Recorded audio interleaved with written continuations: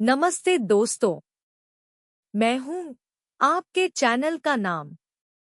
आज मैं आपको एक ऐसी कहानी सुनाने जा रहा हूं जिसे सुनकर आपकी रूह कांप उठेगी।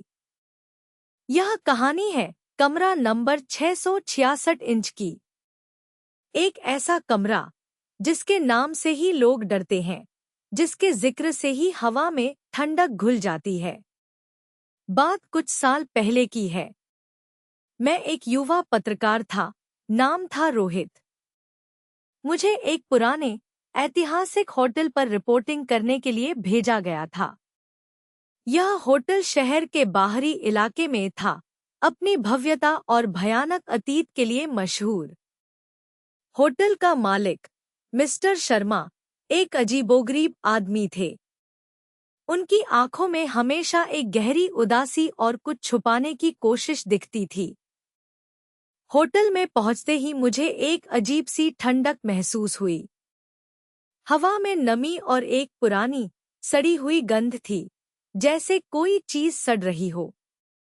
रिसेप्शनिस्ट ने मेरा नाम पूछा और मुझे चाबी दी। आपका कमरा नंबर 666 है, उसने बेजान आंखों से कहा। मेरे रोंगटे खड़े हो गए। मैंने 666 के बारे में कई कहानियां सुनी थी। यह शैतान का नंबर माना जाता है, बुराई का प्रतीक। मैंने पूछा, क्या कोई और कमरा नहीं है? रिसेप्शनिस्ट ने सिर्फ अपना सिर हिला दिया। माफ कीजिए सर, सारे कमरे बुक हैं, सिर्फ यही खाली है। मैं भारी कदमों से अपने कमरे की ओर बढ़ा। गलियारा लंबा और अंधेरा था। दीवारों पर लगी पुरानी पेंटिंग्स मुझे घूर रही थी, जैसे उनमें कोई जीव छिपा हो। जैसे ही मैं 666 के पास पहुंचा, कमरे का दरवाजा अपने आप थोड़ा सा खुला। अंदर से ठंडी हवा का एक झोंका आया, जैसे कोई अदृश्य शक्ति मुझे अंदर खींच रही हो। कमरे में घुसते ही मुझे लगा कि मैं अकेला नहीं हूँ। एक अजीब सी खामोशी थी, जो इतनी गहरी थी कि चीखती हुई लग रही थी। दीवारों पर अजीबोगरीब निशान थे, जैसे किसी ने नाखूनों से खरोंचा हो।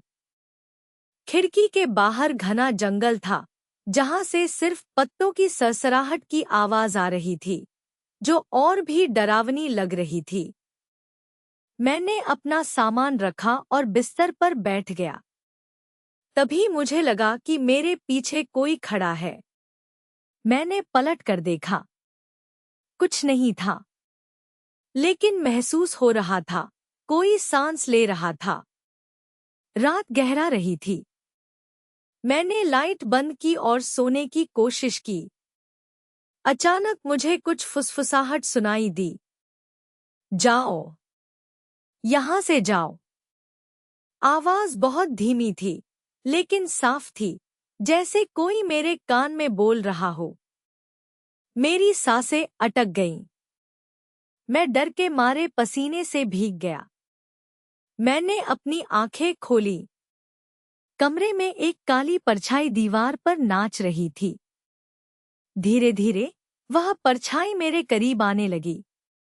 उसका कोई चेहरा नहीं था, बस एक काला, घूमता हुआ साया। मेरे हाथ पांव कांप रहे थे। मैं हिल भी नहीं पा रहा था, जैसे किसी ने मुझे जकड़ लिया हो। वह परछाई बिल्कुल मेरे सामने आ गई। हवा में अचानक ठंडक बढ़ गई, इतनी कि मेरी हड्डियां जमने लगी। मुझे लगा जैसे कोई बर्फीला हाथ मेरे गले को छू रहा हो। एक चीख मेरे मुंह से निकलने ही वाली थी। अगले भाग में जानिए, क्या रोहित उस रात बच पाएगा? उस परछाई का रहस्य क्या है? देखते रहिए कमरा नंबर 666, हॉरर कहानी भाग 2 इंच।